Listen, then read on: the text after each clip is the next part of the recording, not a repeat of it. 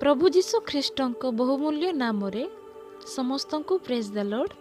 मोर प्रिय माने आजिर क्षुद्र प्रसंग हेउछि संकट समय रे परमेश्वरଙ୍କ उपरे भरोसा करिबा। मोर प्रिय माने जदि आमे जे कोनोसी विपद रे अछु किंबा आममानଙ୍କ जीवन रे परिस्थिति खराब अछि तेबे आमे कोन करूछु ना प्रथमे अन्य पाखकु दौड़ुछु साहाଯ୍ୟ पाई, किंतु शेष रे कोनोसी साहाଯ୍ୟ न पाई भांगी पड़ुछु। मोर प्रिय माने ठीक ए समय रे परमेश्वर आम्मानଙ୍କୁ एही कथा कहती जे संकट दिन रे आंभको डाक, आंभे तुम्भको उद्धार करिबा आउ तुम्भे आंभर महिमा प्रकाश करिबो।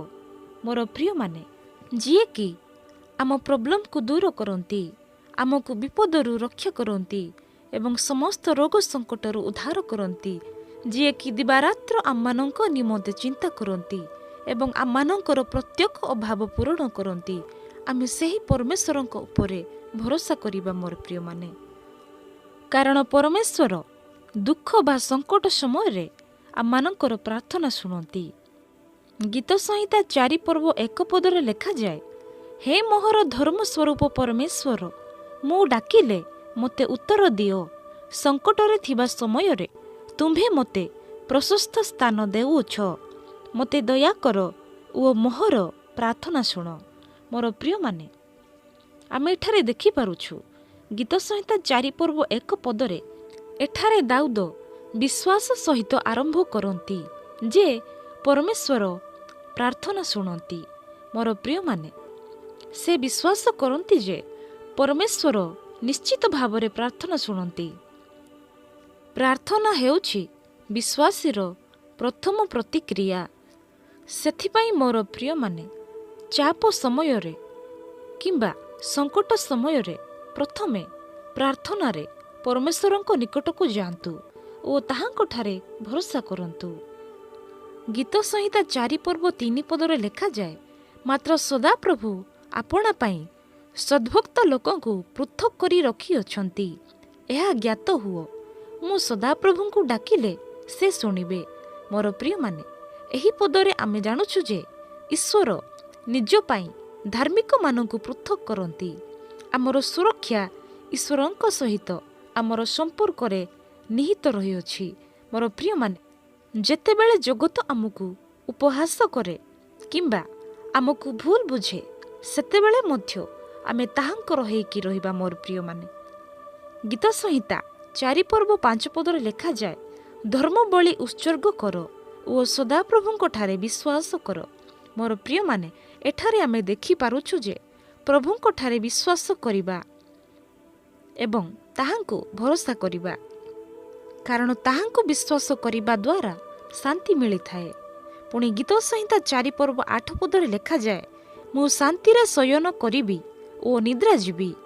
मोर प्रिय माने एठारे दाऊद स्पष्ट भावरे आउ लेखु अछंती जे मु शांति रे शयन करिबी ओ निद्रा जीवी। मोर प्रिय माने विश्वास ओ भरोसा ही सही चाबी अटे जहा शांतिर द्वार को उन्मुक्त करे। दाऊद रात्रि रे शांति रे सोइले, एथिपाई नुहे कि समस्या गुड़िक दूर होई गला, मात्र एथिपाई ईश्वर सबु किछि नियंत्रण करुथिले। मोर प्रिय माने जदि जीवन रे चिंता भय रही अछि तेबे निजर समस्त गति ताहांको ठारे समर्पण करंतु एवं ताहांको विश्वास करंतु, कारण विश्वास जीवन रे विश्राम आनी थाए। मोर प्रिय माने एही गीत संहिता 4 पर्व आमानଙ୍କୁ एहा शिक्षा दिए जे आमे प्रार्थना कले परमेश्वर आम प्रार्थना शुणती एवं से आमानଙ୍କୁ निजर बोली दाबी करती एवं जेतेबेले आमे तांको उपरे विश्वास करू सेतेबेले परमेश्वर आमानଙ୍କୁ शांति प्रदान करती।